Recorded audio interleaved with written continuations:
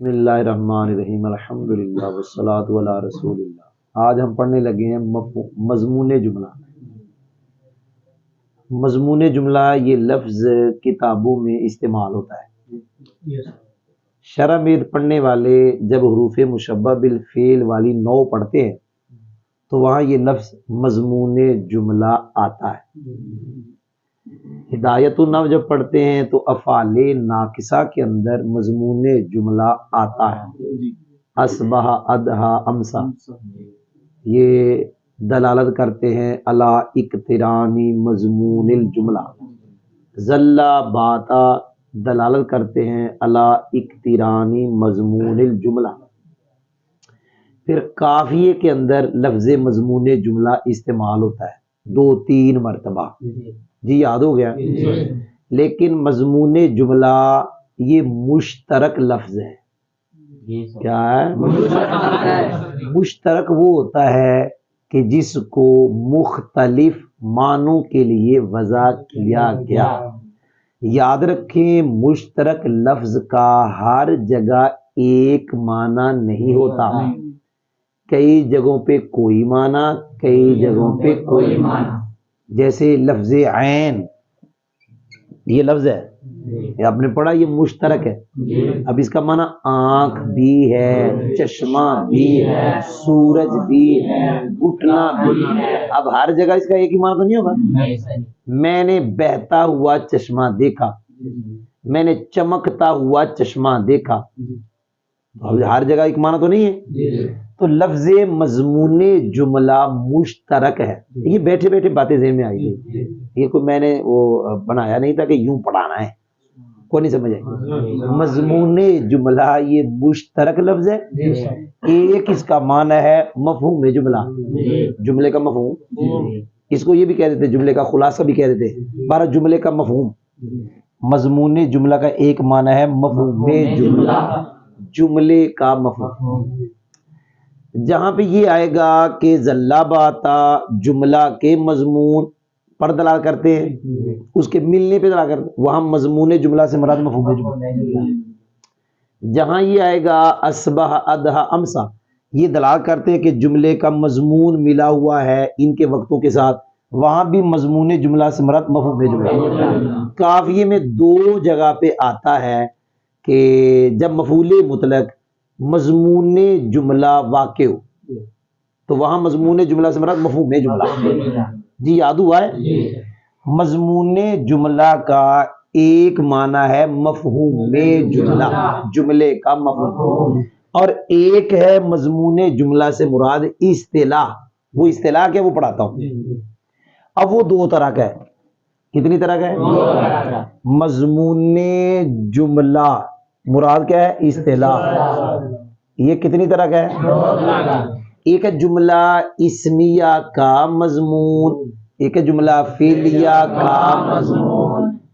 مضموم نہیں بھئی، مضمون، یہ جو اوپر ہم نے لکھا ہوا ہے جملہ اسمیہ کا مضمون، اس کی ہمیں ضرورت پڑتی ہے حروف مشبہ بالفعل جب ہم پڑھتے ہیں شرح میت میں، تو جملہ اسمیہ کا مضمون وہ ہم پڑھنے لگے، وہ اصطلاح، مفہوم نہیں اصطلاح۔ وہ یہ ہے کہ مبتدا کی خبر اگر مشتق ہو، جیسے زید قائم، یہ خبر مشتق ہے جی، اس خبر کا آپ نے نکالنا ہے مصدر، وہ ہے قیام، اس کو زید جو مبتدا ہے اس کی طرف کر دے مضاف، تو یہ بن گیا جملہ اسمیہ کا مضمون۔ پھر مضمون پڑھا تو نے، سمجھ آئی ہے؟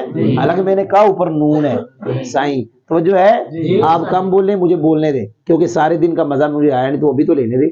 کوئی نہیں سمجھ آئی؟ کیونکہ کئیوں کو نہیں پڑھایا تو وہ ٹینشن لگی ہوئی، سمجھ آیا تو سمجھ آئی ہے؟ زید قائم یہ جملہ اسمیہ ہے، قائم خبر مشتق ہے، اس کا ہم نے نکالا مصدر وہ ہے قیام، اس کو ہم نے زید کی طرف کیا مضاف، تو بن گیا قیام زید۔ اسے کہتے ہیں جملہ اسمیہ کا مضمون۔ زید آکل، اکل زید، زید نائم، نوم زید، زید شارب، شرب زید، زید ذاہب، ذہاب زید، زید خارج، خروج زید، زید قارئ، قراءۃ زید۔ تو یہ جملہ اسمیہ کا مضمون ہوتا ہے اگر خبر جامد ہو، جیسے زیدن اسد۔ اب ہم یہ کہہ رہیں گے بھائی جان یہ جو خبر اسد جامد ہے، ہم اس کے آخر میں لگائیں گے یا تا لگا کر اسے بنائیں گے جعلی مصدر، جعلی مصدر بنائیں گے۔ اسدیت زید، یہ یا تا لگی، یا تا نے آ کے اسد کو مصدر بنا دیا۔ جعلی مصدر کا معنی ہوتا ہے خود مصدر بنایا، پہلے مصدر تھا نہیں، اسد مصدر ہے نہیں، جب آپ نے یا تا لگائی تو آپ نے اس کو مصدر بنا دیا۔ اب یا تا لگائی اس کے آخر میں، اب یا تا لگانے کے بعد پھر ہم نے اس کو مبتدا کی طرف مضاف کر دیا تو بن گیا اسدیات زید۔ یہ بھی جملہ اسمیہ کا مضمون ہے جب خبر جامد ہو۔ اور جملہ فعلیہ کا مضمون وہ اور ہے۔ جملہ فعلیہ کا مضمون یہ ہوتا ہے فعل کا مصدر نکالیں، اسے فاعل کی طرف یا مفعول کی طرف مضاف کریں۔ جی ضرب زیدن، ضرب کا مصدر ہے ضرب، اسے زید کی طرف مضاف کریں، ضرب زید۔